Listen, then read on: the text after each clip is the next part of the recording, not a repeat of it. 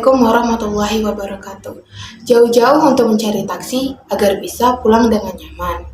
Demi memiliki teman dan koneksi, mari kita berkenalan.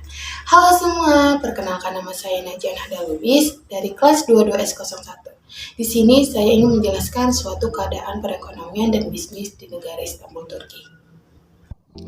Jadi, saat dampak penyebaran COVID-19 terhadap kegiatan ekonomi dan bisnis di negara Turki, berbagai kegiatan bisnis dan aktivitas lain terpaksa banyak ditutup dan dihentikan untuk mencegah penyebaran virus COVID-19.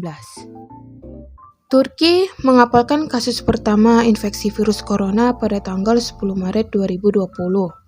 Jumlah kasus virus di Turki melebihi Tiongkok dan Iran. Ekonomi Turki mengalami keruntuhan dan disebut berada di resesi berpotensi menghancurkan irat-irat Turki, melemah menjadi 7,30 terhadap dolar Amerika Serikat. Turki seperti banyak negara lain merasakan tekanan perekonomian yang disebabkan pandemi COVID-19 karena situasi mereka diperburuk krisis mata uang. Dan Bank Sentral telah menghabiskan 65 miliar US dollar untuk menopang mata uang tersebut menurut Bank Investasi Amerika Serikat. Perekonomian Turki telah diperkirakan terkontraksi sekitar 4%. Tahun ini tingkat pengangguran tetap di 12,8%, dikarenakan negara itu melarang pemutusan hubungan kerja atau PHK.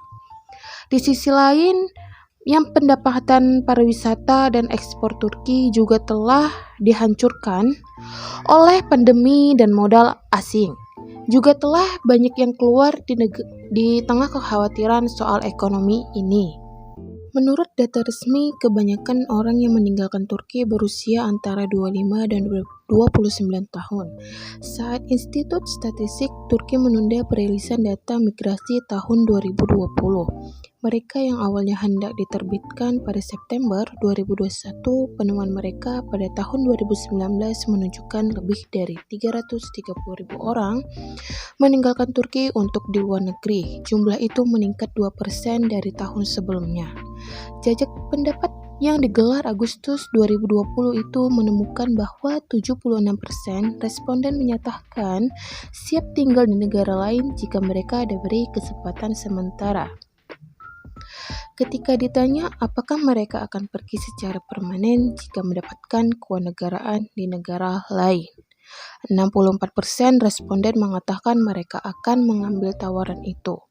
Dan muncullah perekonomian Turki perlahan meningkat 3,5% pada tahun 2022. Pemerintahan Turki mulai masuk ke tahap pemulihan ekonomi dengan mengiurkan dana stimulus sekitar 38 US dollar. Untuk sektor industri, stimulus ini sangat menentukan dan menjadi kunci berhasilan Turki ingin menyelamatkan perekonomian di negara ini. Bisa diselamatkan dari kontraksi lebih dalam karena pertemuan para industri makanan.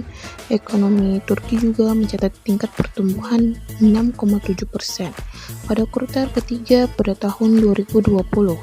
Meski sedang menghadapi tentang wabah virus corona ini, Organisasi Kerjasama Ekonomi dan Pembangunan OECD juga merevisi pemikiran ekonomi Turki pada tahun 2020 meningkat ke atas.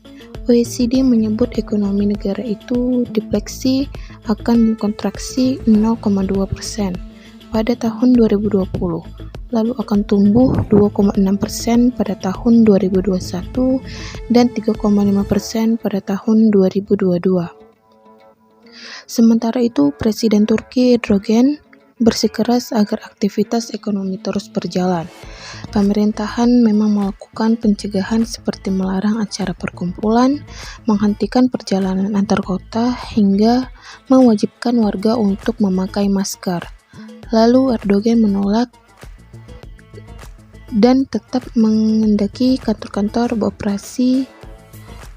Warga hanya diminta secara sukarela untuk mengisolasi dirinya sendiri.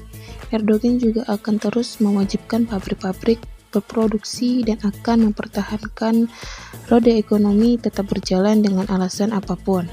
dan Turki menjadi salah satu negara yang dianggap berhasil dalam menangani pandemi virus COVID-19.